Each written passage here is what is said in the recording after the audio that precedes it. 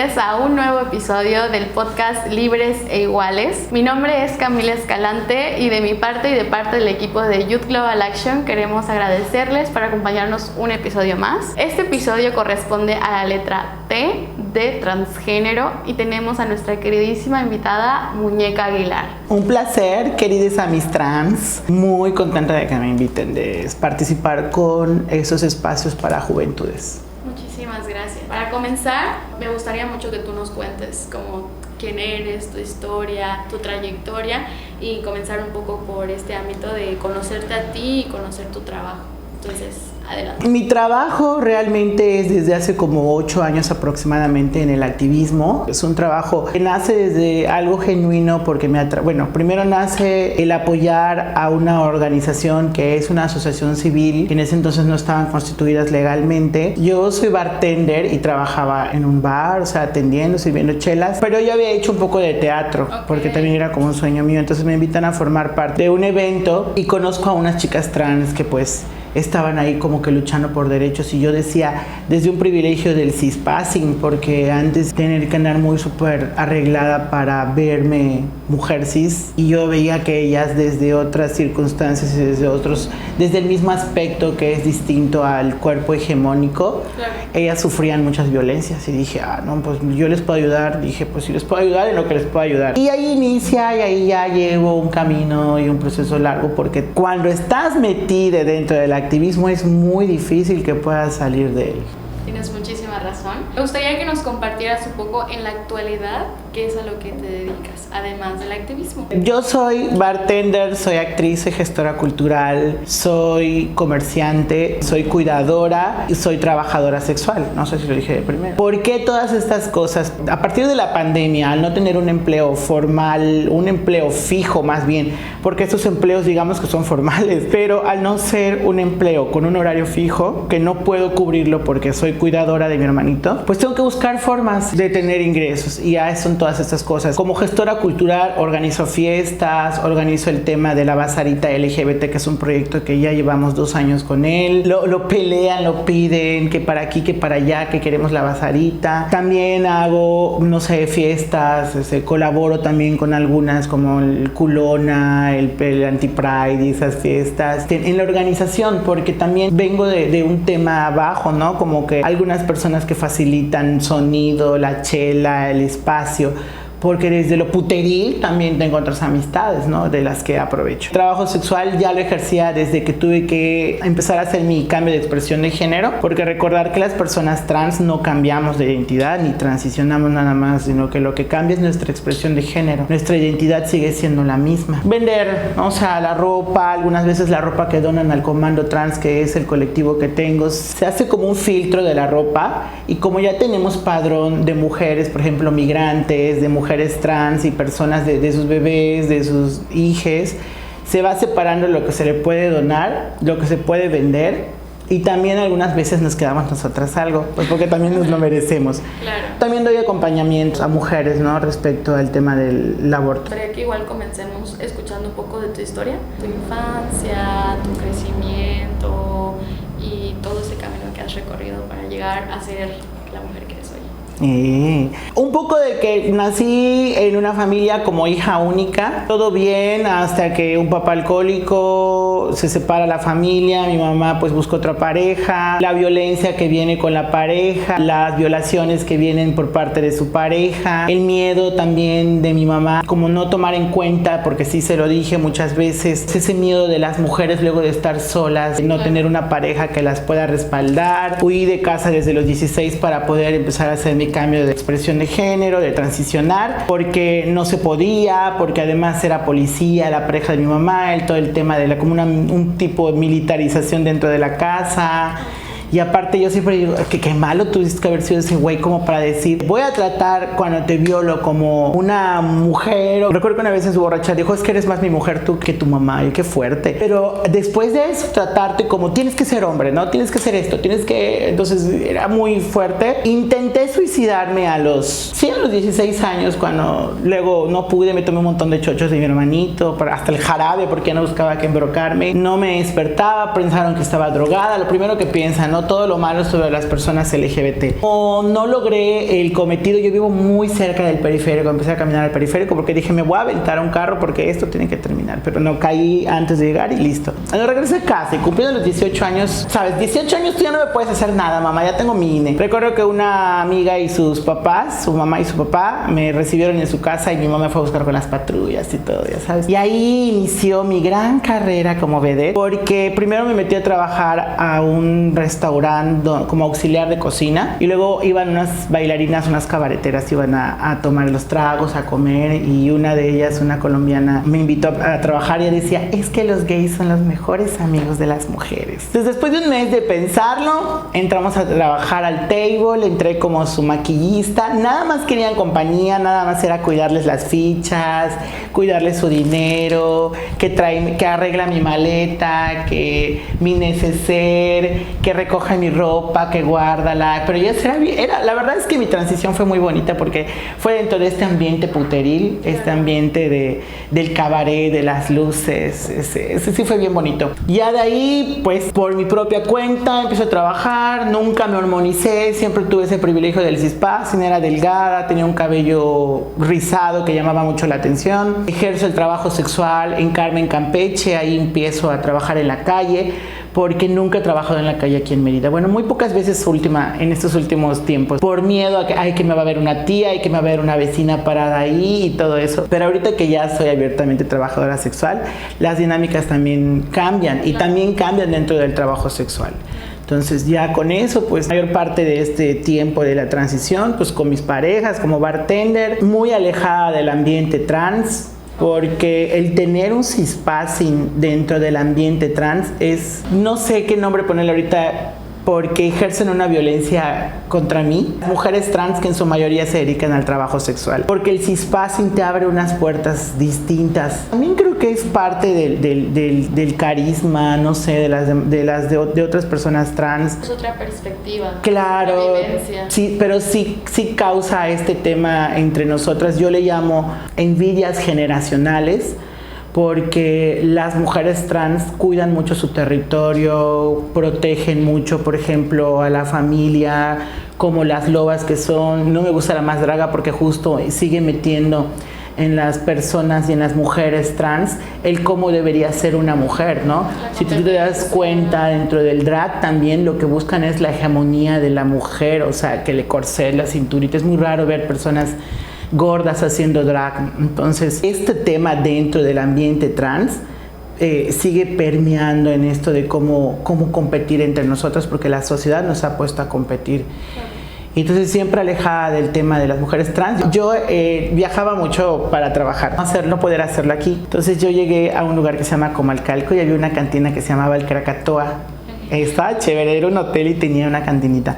Entonces yo llegué a pedir trabajo. Yo no voy a llegar y decir, ay, hola, ¿me das trabajo? Soy trans, porque antes en un principio sí lo hacía. Luego no se daban cuenta y yo trabajaba, nada más cuidaba que no me metieran mano a los clientes.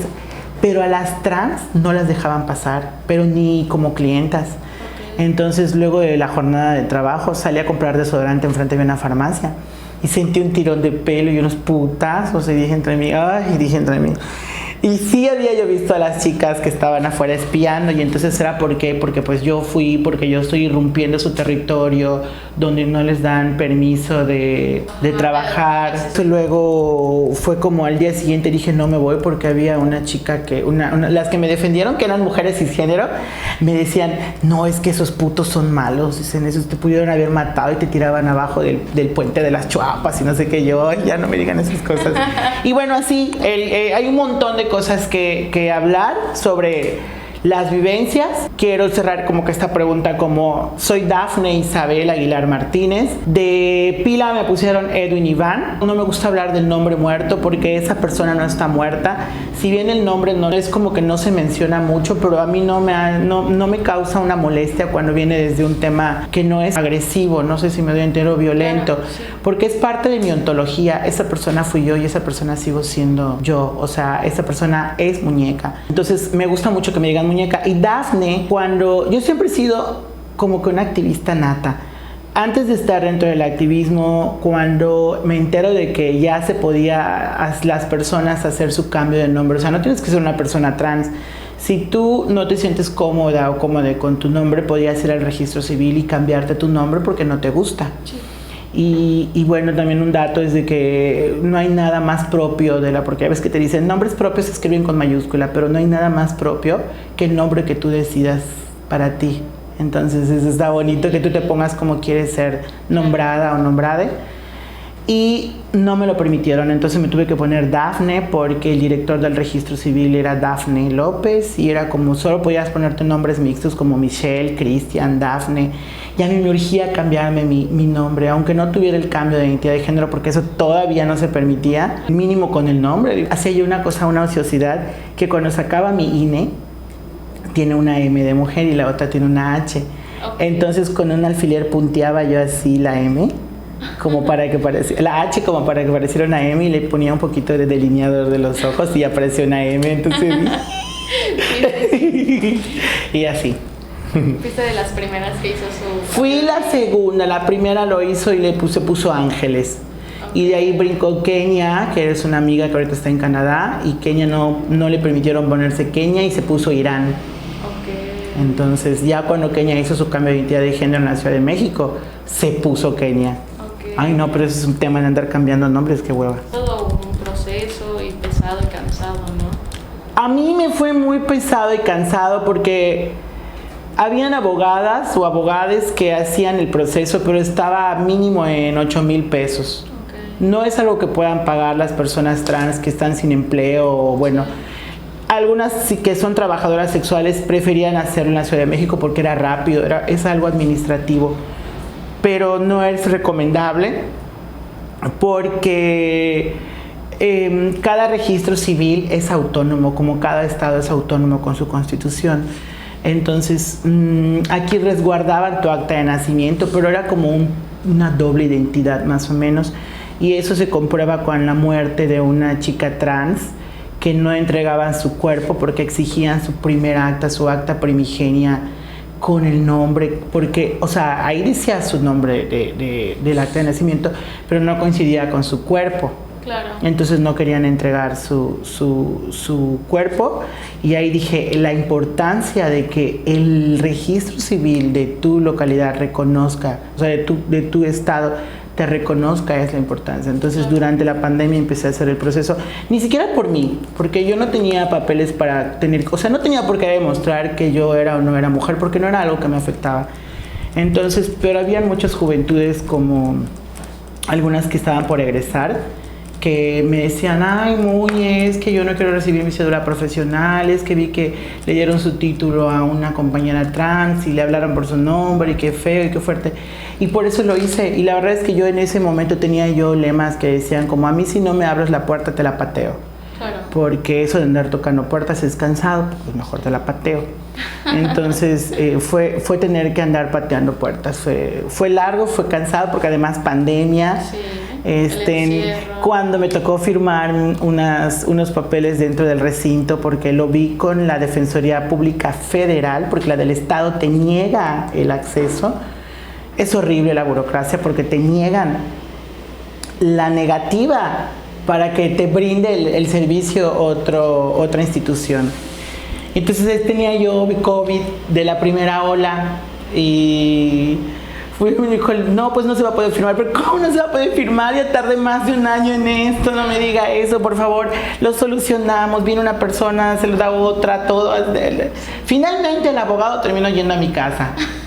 Y se pudo, chicas. Y recibí mi acta de nacimiento sin tener que haberle pagado a un abogado. Y esa fórmula fue la que yo agarré y le dije a muchas disidencias y a muchas personas trans que confiaran, porque lo estaba haciendo con un chico trans, pero se cayó en el camino en el sentido de que se agotó emocionalmente, de todo, porque es cansado. Es muy cansado, sí. Entonces había un chico desesperado, un chico trans por hacerlo en Cancún porque se quería casar, algo así.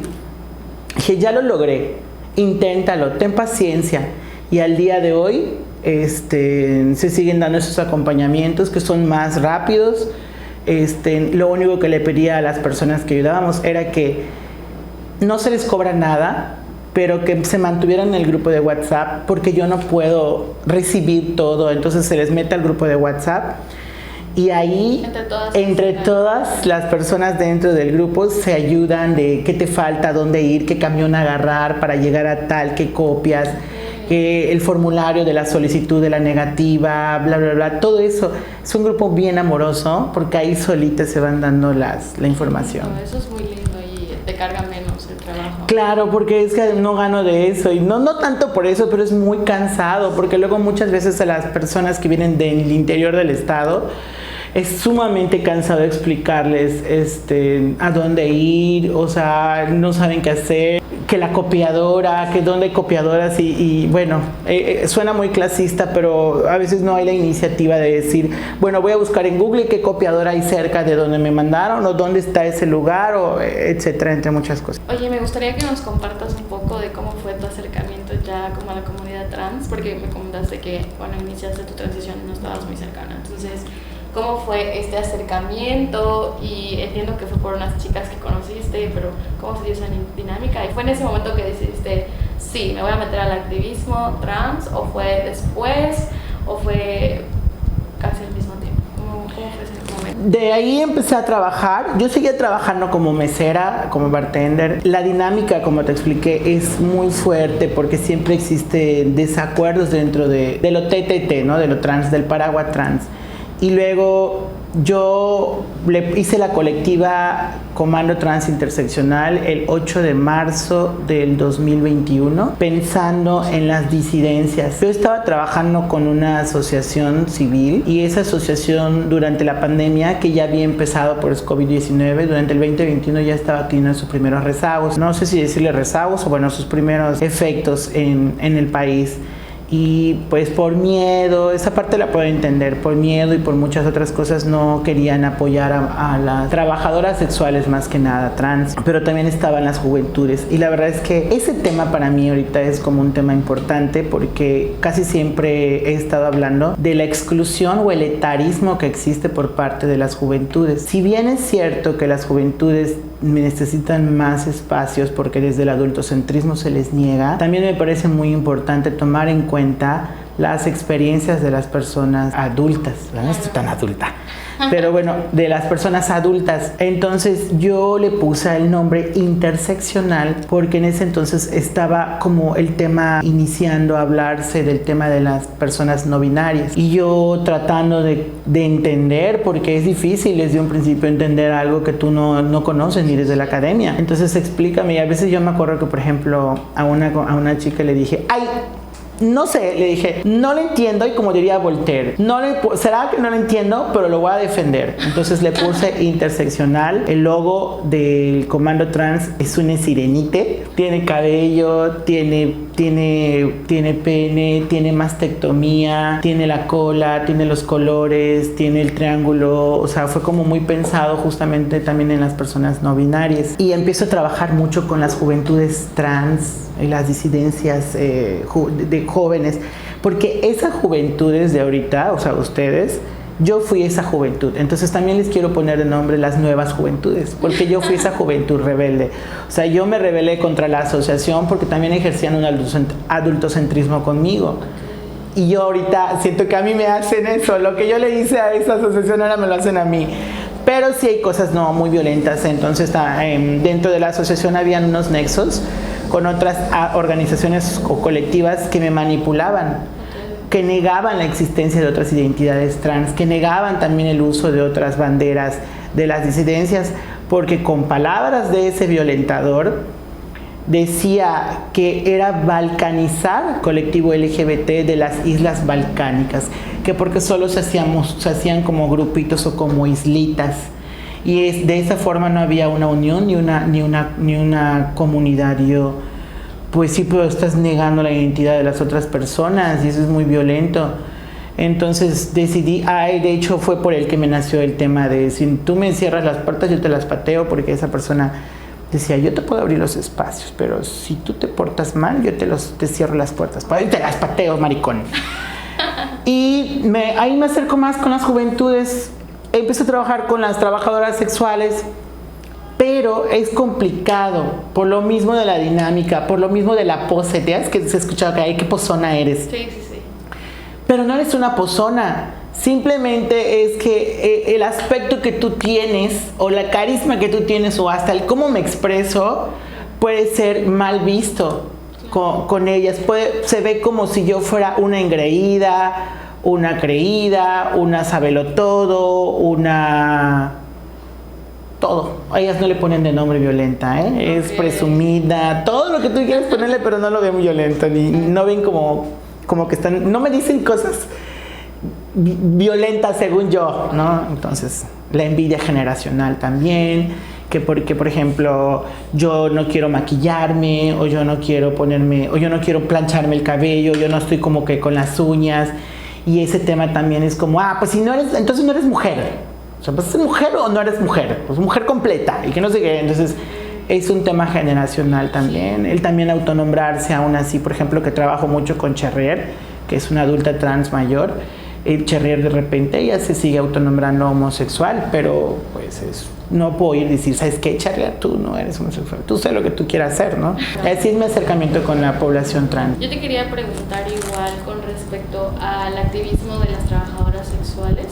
¿Cómo ha sido ese acercamiento? ¿Hace cuánto? Porque entiendo que fueron primero el activismo trans y luego el activismo con las trabajadoras sexuales, o fue al mismo tiempo, y también cómo fue toda esta etapa de volverlo público, y porque nos mencionas que hubo sus cambios. Porque durante la pandemia y con el cáncer de mi mamá, yo tenía 2 compañeras trans trabajadoras sexuales que nos habíamos conocido en una reunión donde nos daban clases, cursos de VIH, salud sexual y reproductiva, derechos humanos, etcétera, por algunas organizaciones que tienen que juntar trans para poder mostrar que el dinero de del financiamiento de alguna organización, o sea, que están haciendo lo que dijeron que van a hacer. Nosotros vamos bien contentas cuando no sabes. Pero como yo bartender y fichera, el trabajo sexual ya existía en mí, ya lo había ejercido también en calle, pero te juro que hasta yo decía, yo podré ser todo, pero jamás voy a ser una trabajadora sexual. Cuando yo ya había vendido el culo en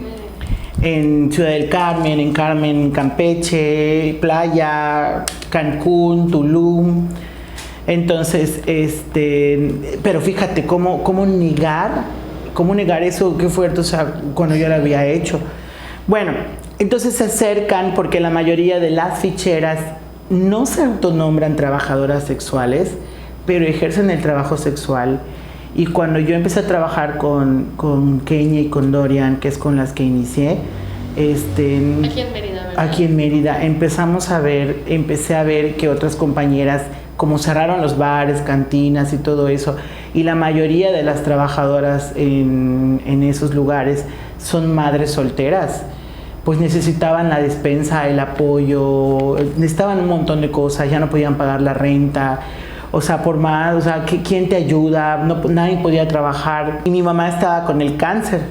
Entonces yo empecé a gestionar ayudas para nosotras. Y así es como hay un acercamiento al trabajo sexual. O sea, ya había un acercamiento, pero trabajar y levantar la bandera como puta, eso sí fue en ese tiempo. Lo cual, pues sí me trajo mucho estigma y tuve que explicarle a mi mamá que era necesario porque de eso estábamos comiendo. ¿Y cómo fue el aceptamiento en casa? Yo creo que mi mamá ya lo sabía. Como ya sabes que a las jotas luego no salimos del closet, nos descubren. O sea, nuestras propias familias o nuestros propios padres nos descubren, se saben cómo está el tema. Entonces yo cuando le dije a mi mamá era porque no podía seguir fingiendo que salía yo a una cena en plena pandemia, bien arreglada, y luego a veces regresas con hambre porque realmente no cenaste, te cenaron más bien. Entonces, o que a veces sí el cliente te pide báñate y tú cuidando que no se moje tu cabello, pero tu carita ya no está maquillada, etcétera, un montón de cosas. Pues yo creo que ya intuía, no fue tan pesado, pero sí lo tuve que decir. Y que no era algo malo y que me cuidaba porque mi mamá decía que las enfermedades y que no sé qué, eso es el tema. Ahí entra otro tema también, o sea, el tema de la protección, porque entraron muchas cosas durante la pandemia. El problema del VIH era que la mayoría de algunas trabajadoras sexuales estaban saliendo reactivas a VIH y en el interior del estado. Y como era 2021, plena campaña política, la neta es que aproveché todas las voluntades políticas para poder viajar y hacer los grupos, porque como yo había sido fichera en el interior del estado, buscando el pepino de mar, el pulpo, en Valladolid con los soldados, en Río Lagartos había temporada de pepino de mar, Tecó, que de repente íbamos a fichar porque quedaba cerca, en Jalachó porque hay un grupo de mujeres trans que ejercen el trabajo sexual en el carretero porque es la frontera con Campeche. Había donde que necesitaban ayuda y entonces yo preguntaba, ¿lo necesitan? Porque también no es como que quiera verme como la salvadora, ¿no? Claro. Entonces es como lo necesitan, organícense y se los llevamos sin bronca. Gestionábamos, porque había presupuesto. Claro, por las campañas, ¿no? Sí, por las campañas y entonces, pero de hecho sí era como que yo, pedías 25 de despensa y te decían, pero entréganos las copias de esos cines. Ay no, o sea, dame sí, no, pero a la hora no, porque ¿por qué pedirle el INE por una ayuda, por una despensa a las morras? Además te da mucha inseguridad, entiendes inseguridad, o sea, yo me negaría a darte mi INE por una despensa.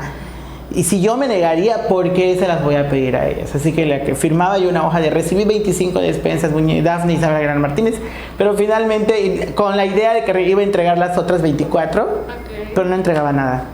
Y que soporte. Yo lo que quiero ahorita es que si podemos hablar un poco más teóricamente de conceptos básicos. Por ejemplo, me gustaría que nos explicaras un poco la diferencia entre transgénero y transexual, porque ya lo hemos mencionado varias veces, y también el cispassing, que veo que es algo que igual ya lo mencionamos, para dejar en claro estos términos y que no quede como la duda de qué estamos hablando. Trans es el paraguas, es muy básico, que incluye travesti, transgénero y transexual. Dentro de la cartilla de derechos humanos de la población trans, pues es que se contemplan a las travestis, pero las travestis no tienen que ser precisamente personas con una orientación o una preferencia sexual no heterosexual, ¿no? Voy a poner de ejemplo, si la María Sesto es una persona heterosexual, es un travesti heterosexual, ¿no? Y la gente luego dice, ay no te creo, pues sí. Entonces, ahí está, hay un tema fuerte con el tema de ridiculizar y de que ni siquiera eres una persona de la comunidad, y entonces estás viviendo de algo, ¿no? Como a costa de otras. Eso, por ejemplo, es un ejemplo de travestismo. Okay. Luego está lo transgénero.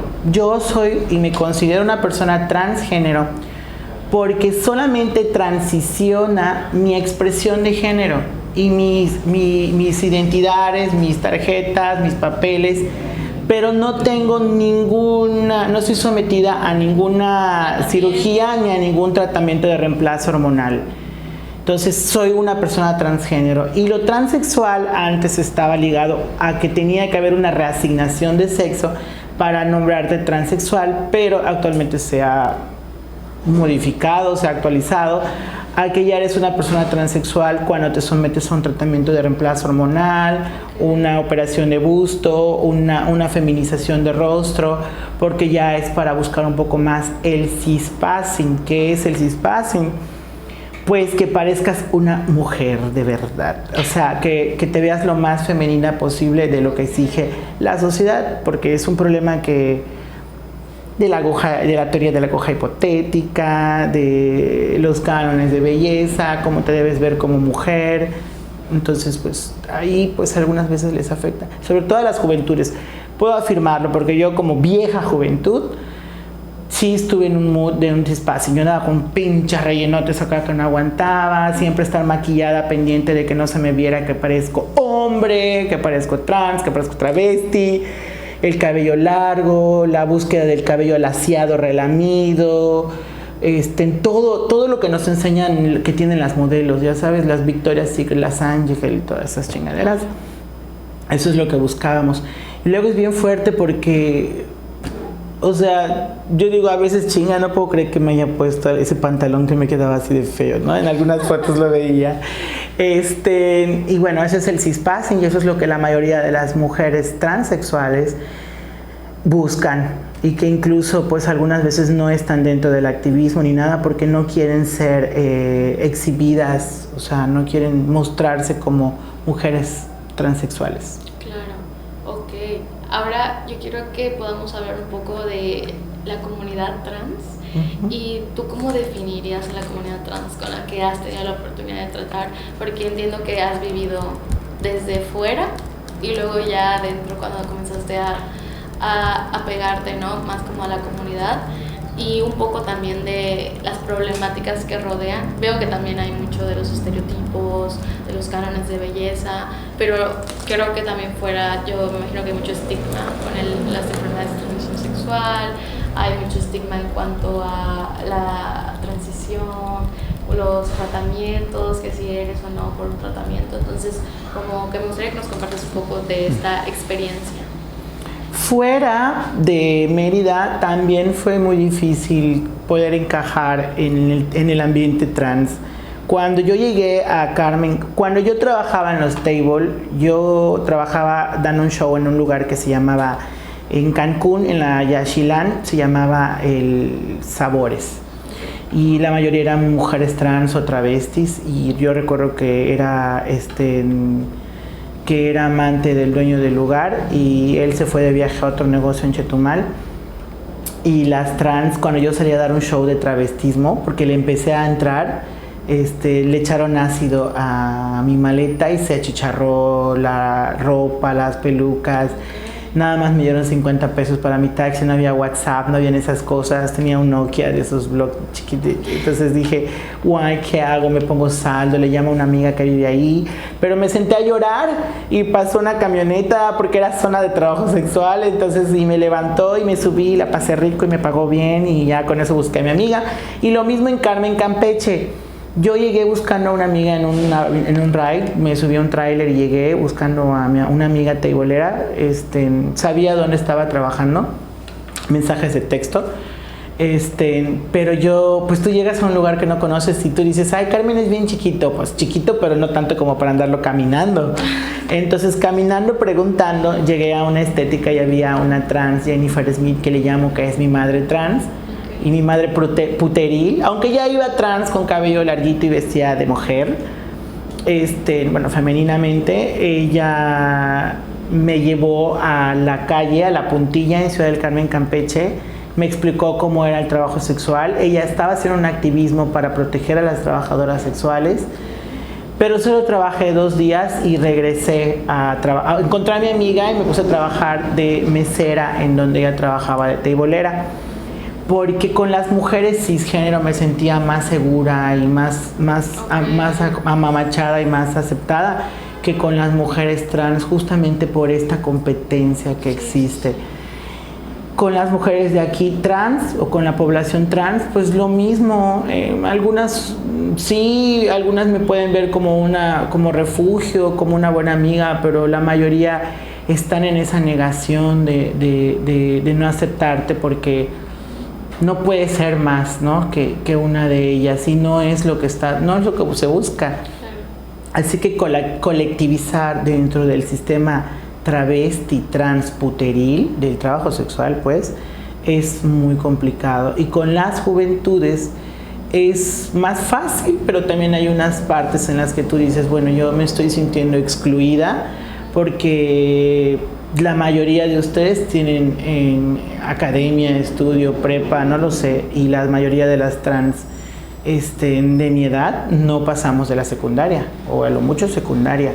Entonces hay cosas que es difícil porque no hay esa educación integral de la sexualidad y ni siquiera una educación mínima que digas tú. O sea, tengo una compañera trans que a veces me reclama que le pido algo y sí, digo entre mí, estoy cayendo en lo que juré destruir, porque le pido algo de la presentación que hacemos de las nuevas aventureras y me dice, por eso soy puta, porque no sé escribir, me grita. Entonces, pero pues poco a poco, yo creo que es un espacio también de respetar ese espacio de ellas también en la calle y también el de las nuevas juventudes, pero sí, es como un dilema de mediar a veces cuando trabajamos en conjunto entre las generaciones de las nuevas juventudes y las adultas trans. Sí, es también un tema generacional. Sí, como lo dije, como una evidencia, como una envidia generacional. Me gustaría que hablemos igual un poco ahorita que estamos tratando el tema del trabajo y de toda la cuestión de la educación, y me gustaría que nos cuentes un poco desde tu perspectiva cómo es esta brecha que existe con las mujeres trans en cuanto al conseguir empleo, conseguir un trabajo, o en la actualidad como que se han hecho sus avances en México, pero creo que todavía hay mucho por hacer. Entonces, desde tu perspectiva, ¿cómo ves ese posicionamiento de las mujeres y la accesibilidad para obtener un empleo, un trabajo digno? Ese tema está muy centralizado. Hablar de cupo laboral es algo que nada más se habla, pero no se cabildea como debe de ser. Hay un proyecto muy bueno financiado con hartos millones de pesos por Arcus, que no está teniendo no es que no esté teniendo, o sea, no se está llevando bien, se tiene que entregar al Senado. Sí hay una exclusión, hay una exclusión realmente de las mujeres trans más que de los hombres trans. No es que quiere quitarle la visibilidad a los hombres trans, porque también estaban incluidos justamente dentro de lo interseccional. Lo interseccional era, cuando se hizo la colectiva, era que eran las mujeres trans, las personas trans no eran solamente mujeres trabajadoras sexuales, sino también eran las mayablantes, las con discapacidad, las adultas mayores, las que viven con VIH, los chicos trans, las personas no binarias, el género fluido, o sea, un montón de otras identidades. Entonces, no es que les quiera quitar, pero desde un sistema patriarcal, los jóvenes o las personas trans, hombres trans, tienen mayor facilidad de encontrar un empleo, porque lo que está negado es lo femenino. O sea, tú, joto, maricón, no, pues no te vamos a dar trabajo, porque no. Pero tú quieres ser hombre, tú puedes ser hombre. No sé si me doy a entender. Sí. Entonces es mucho más fácil para ellos. Y los chicos trans muy pocas veces se quieren meter en el tema del activismo. Hay muy pocos hombres trans que quieran acuerpar esas luchas, ¿no? Entonces prefieren quedarse, no digo que todos, qué bueno que hay un poco más ahorita de apertura por las juventudes, de hecho, pero para las mujeres es muy difícil, aunque sigas siendo joven y con academia y con estudios, siguen habiendo muchas trabas, que lo principal yo le diría lo principal que diría esas trabas de las juventudes trans, mujeres trans, empiezan desde tu nombre, si no lo has cambiado, desde tu identidad de género, la violencia que puedes recibir en un buen empleo. Vas a resaltar mientras más actitudes tengas en lo laboral. O sea, si hablas inglés, qué chingón, te vas a poder acomodar en un buen lugar. Si eres una mujer trans blanca, si eres una mujer trans hegemónica, si ya tienes ahí, si eres una transexual, pero está difícil llegar a eso. Sí. Y entonces las mujeres trans casi siempre tienen que recurrir al trabajo sexual, porque es como la parte en la que nos fetichizan, nos cosifican y objetivizan y todo eso, y es donde encajamos. Pero créanme que hay muchos que estamos buscando otros espacios también para laborar, ¿no? Te digo yo, mucho tiempo, pero desde el cispassing. Sí. O sea, he sido mesera, fichera, o sea, yo acá tengo una cicatriz debajo, o sea, que viene desde acá hasta acá, porque yo trabajaba de bartender y no tenía que estar mezclando con los clientes, o sea, alternando se le llama. Esto es la barra y yo te sirvo y no tengo que estar ahí contigo puteando. Pero salí a fumar una vez y un cliente cubano salió atrás de mí y entonces estaba platicando, yo estaba fumando mi cigarrito como cabaretera. Entonces me dijo, ay, mira tu pestaña, y me dio un beso así. Y yo dije, no, pues esas cosas son del diablo. Me regresé a mi barra y llegó una chica cis, una de las meseras, y le dijo al cliente, guay, ¿cómo pudiste besar a un puto? Le dijo.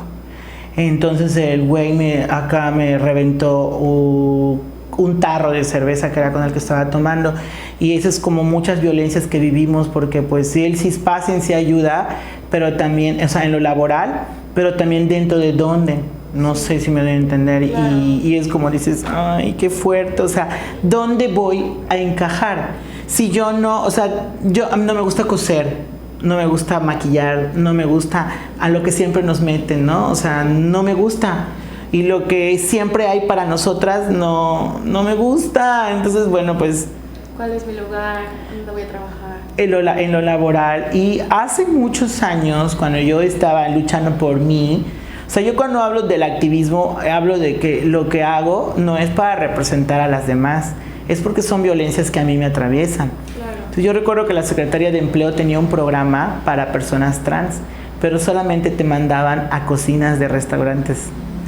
Y entonces sí había una inclusión, pero así, una inclusión como marcada, por así decirle, ¿no? Entonces, pero pues bueno, es continuar picándole para que puedan haber brechas para otras personas trans. Pero sí, el tema laboral es más como un privilegio actualmente que para, o sea, y además las mujeres trans que ejercen trabajo sexual ya traemos una dinámica que es muy difícil cambiarla.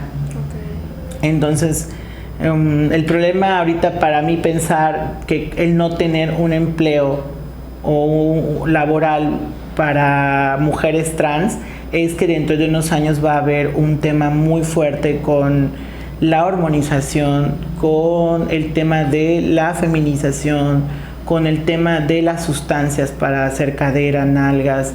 Va a venir muy fuerte porque sí van a haber muchas caídas y muchas enfermedades a partir de eso, porque con el tiempo es algo que no debe de estar en el cuerpo, pero que lo hemos buscado para estar dentro de... Bueno, yo no tengo, pero hay que buscarlo para estar dentro de lo que es ser mujer. Pero me gustaría también saber un poco desde el lado relacional, como mujer trans, y la comunidad trans también, ¿cómo es esta experiencia? Yo creo que dentro de México y dentro de Latinoamérica, en general, Latinoamérica, es poco probable que una mujer tenga una pareja y una relación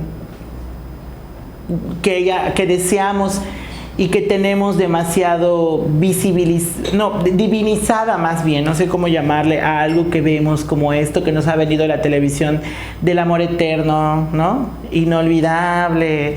Entonces, pero eso yo lo he deconstruido a partir del feminismo, he deconstruido el amor romántico, pero no te niego que las mujeres trans de repente necesitamos ese cariño y ese apapacho de una persona, de una pareja, de nuestra, o sea, que nos gusta, digo, porque yo muñeca me considero heterodemisexual, algo que me inventé yo, pero veámoslo así, o sea, una mujer trans heterosexual que pues quiere un espacio con un hombre con pene, ¿no? O sea, desde el no falocentrismo, sino como que falotípica. Entonces es como, a veces hace falta. Y tú dices, no es lo mismo unas amigas, no es lo mismo una prima, no es lo mismo ni tu mascota, porque sí se necesita.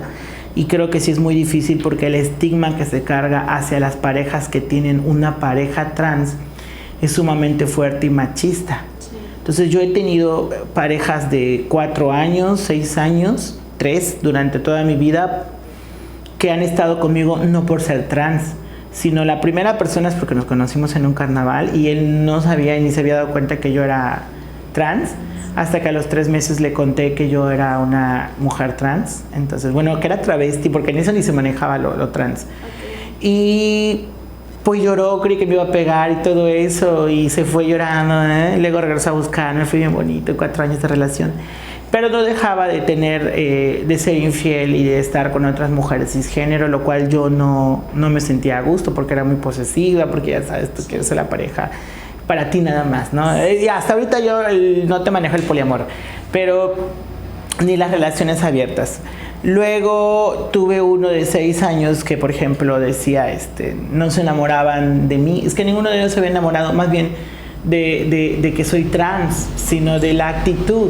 O sea, yo en ese tiempo podía decir que eran pansexuales, ¿no? Porque no era ni porque me veía muy femenina, aunque pues eran heterosexuales finalmente, pero no veían lo sexual, porque no percibían todavía cómo iba. De hecho, nuestros primeros coitos eran como, la interacción era rara, ¿no? Ni yo sabía cómo hacerle. Y yo sí creo que es difícil. Quizá las juventudes lo tengan un poco más fácil, vuelva a lo mismo. porque hablamos de la masculinidad frágil, de que pues bueno, la heterosexualidad, la heteronorma, pero sí es bien difícil. Ahora sí tengo amigas que por ejemplo están en España, en Europa, en general, en Canadá, que tienen como relaciones estables con estas personas que traen otra educación. Claro. Ahora me gustaría que pudiéramos contarnos y hablar un poco de todo tu rol como mujer cuidadora. Entonces, entiendo que fallece tu mamá, entonces tú te tienes que hacer responsable de tu hermano. Entonces, ¿cómo ha sido todo ese proceso y si ha tenido algún impedimento o has tenido un impedimento también por ser mujer trans en alguna cuestión de responsabilidad legal o en la salud o un aspecto así? Pues sí, es una situación muy complicada. Yo creo que no soy la única persona cuidadora, pero en las circunstancias en las que soy una persona cuidadora es sumamente difícil, cansado, complicado, estresante, todo. No sé ni cómo es que no me he enfermado culeramente. Estoy mala de los nervios, de la depresión, de la ansiedad. Cuidar a una persona con discapacidad que es cognitiva, la discapacidad es, para mí, no sé qué es más, no sé, yo creo que es más esfuerzo que tener a una persona con discapacidad motriz en casa, porque aquí yo tengo que estar pensando siempre en cuándo va a convulsionar, en cómo se va a comportar, en que se tiene que bañar bien, en cómo va a comer, le tengo que hacer la comida, tengo que mantener mi casa cerrada, tengo que pensar en su salud. No sabe leer, no sabe escribir, no sabe los días, no sabe la fecha, no sabe la hora. Literalmente, y cuando yo se lo decía a mi mamá decía, ay, ¿por qué le dices tan feo? Mamá, es que es un parásito, pero no lo estoy diciendo de una forma despectiva, porque solamente le estamos dando comida y comida y comida y ropa y baño y comida, y ahí está creciendo como un apéndice tuyo, le digo, o sea, hay muchas personas en esa situación que no se abren a decirlo de esa manera. Hay muchas mamás en la escuela, le digo, que ya no aguantan esa situación, pero como son las mamás, tienen que verse como, pues no pueden decir que ya no quieren o que están hartas, y porque la sociedad las va a juzgar. Y yo traigo el tema de que a mí qué me importa.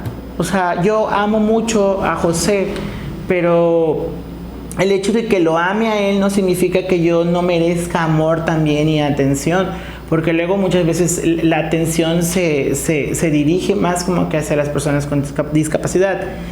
José es una persona que tiende a no agradar a las personas por la actitud, porque se ve, digamos, que una persona normal, y eso es lidiar también cuando salgo a la calle. Hay algo muy fuerte que pasa cuando salimos a la calle, es que se emociona, le gusta ver los camiones, y la emoción hace que convulsione, y luego me convulsiona en el centro. El policía se acercan, hacen preguntas, los policías piden las INES. No es, o sea, es hijo de mi expadrastro. Entonces, luego es su hermana, y yo sí soy su hermana, y es un protocolo que ya lo viví tantas veces, que llama al contexto a los policías porque además lo hacen como en la forma de como si yo fuera una explotadora, como si fuera mi mayatito, mi chacalito, no sé cómo le quieran llamar.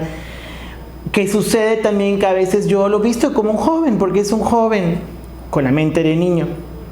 Y entonces cuando salimos juntos yo siempre lo tengo del brazo así, porque estamos en la escarpa, y que no se me ponga muy en la orilla de la escarpa para la carretera, porque si convulsiona y se va allí y le pasa un carro encima.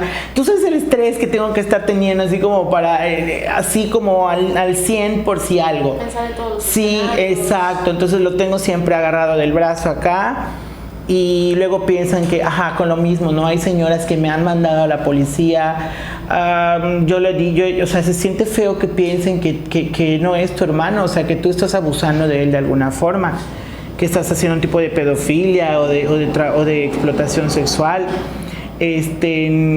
Y lo otro es, pues, tener que lidiar con que me juzguen, de que lo tengo que dejar a veces solo para trabajar, de que pues sí estoy harta, no lo quiero ver, o sea, quisiera que a lo mejor duerma sin pedirme comida 2 días completos para que pueda descansar, y no hay lugares que puedan cuidar de él, y los que sí pudieran cuidar de él son muy caros, saber por su medicamento. Ay, no, es sumamente cansado tener a José sin ayuda, entonces es importante hablar sobre lo que decía hace un rato, que es sobre la eutanasia, porque finalmente son personas que si nos pasa algo, es que es un escenario muy, muy extraño, o sea, porque soy una persona trans, supongamos que tengo un empleo que no sea el trabajo sexual. O sea, cómo ligar tu tiempo entre cómo dividirlo, cómo gestionarlo, si no tienes un horario fijo, entonces no puedes. ¿Quién te ayuda con el cuidado? Si me voy a trabajar y contrato a alguien que me lo cuide, me cobra 700 pesos para que yo pueda trabajar toda la noche, pero me tengo que ir en chinga en Uber y regresar en Uber para que todo sea más rápido. Y si gano entre 1,000 o 1,500 como mesera, como bartender, es algo que no es redituable con mi cansancio, porque yo me tengo que levantar temprano a darle desayuno y es una rutina muy, muy, muy cansada. Con lo cual estoy luchando, ¿no? por esto del juicio de interdicción, para que se me apoye con José. ¿Y consideras que en la sociedad, o bueno, desde tu vivencia, hay esta empatía con las mujeres cuidadoras? No la hay, creo que es un tema que se tiene que hablar, por eso yo lo digo. A mí sí hay muchas críticas, algunas cosas que explico, pero porque no están ahí, porque no lo están viviendo. Porque piensan que puedo tener paciencia, porque piensan que puedo ir a terapia. No tengo tiempo de ir a terapia, sí tengo tiempo de venir a un podcast. No, es que es muy difícil, o sea, la terapia. Ayer apenas le escribí al psiquiatra, no tiene citas cercanas. Ir al hospital psiquiátrico es sumamente, terminas peor, yo creo, entre las vueltas, el calor, la espera, si hay o no hay el medicamento, si llegó o no llegó No, es un escenario también muy fuerte el tema del hospital psiquiátrico y la salud mental para las cuidadoras. Y creo que es importante que más cuidadoras pudieran escuchar esto para que puedan decir, estoy cansada, no quiero cuidarlo aunque yo sea su mamá, no quiero cuidarlo aunque yo sea su mamá, porque también me canso, porque soy ser humano independientemente de ser mamá. Entonces es un tema que sí deberían abarcar algunos activismos. Sí, y que a veces se dejan el olvido. Claro, y viene la sexualidad además de las personas con discapacidad, o sea, porque además angelizas y divinizas, o sea, como si no pensaran, o como si todas las personas con discapacidad fueran buenas, y hay personas con discapacidad muy malas. Entonces, también esta parte de hacer conciencia con otras personas que maternan o son cuidadoras. Me gustaría que nos pudieras dar como un mensaje para el público que nos ve, y también como un mensaje para las juventudes que probablemente estén pasando pues por todo este proceso y de esta aceptación de su identidad, o si ya se encuentran en la aceptación también, pues el proceso de salir a la sociedad y toda la cuestión que conlleva, ¿no?, la transición que estoy segura que tú viviste. Entonces me gustaría que nos compartieras un mensaje para estas juventudes. Que algo voy a tratar de ser breve. El tema con las juventudes es el tema de la hormonización que me está preocupando. La hormonización o el tratamiento de reemplazo hormonal es una situación que causa colesterol, triglicéridos, problemas renales, problemas hepáticos. Si no tienes cuidado con ello pueden haber trombosis pulmonar, un montón de trombosis, el hipotálamo se va inflamando, la pérdida de la vista con el tiempo, la por ejemplo, en hombres trans está la distrofia vaginal, en fin, hay muchos ahí. Entonces yo creo que hay que apostarle más como que a la aceptación de los cuerpos. Eso es lo que le diría a las juventudes. Yo sé que no está fácil descubrirse, o sea, entender tu sexualidad, pero tampoco nos vamos a quedar en esto, yo creo. A lo mejor si vivo a los 50 o 60 años, a lo mejor sea lesbiana, porque la sexualidad es fluctuante y la sexualidad no está aquí para sufrirla, sino para vivirla. Y creo que no me quiero clavar en ese tema. No hay que clavarnos en el tema de soy trans. y porque después revertir estos cambios van a ser muy, muy diferentes.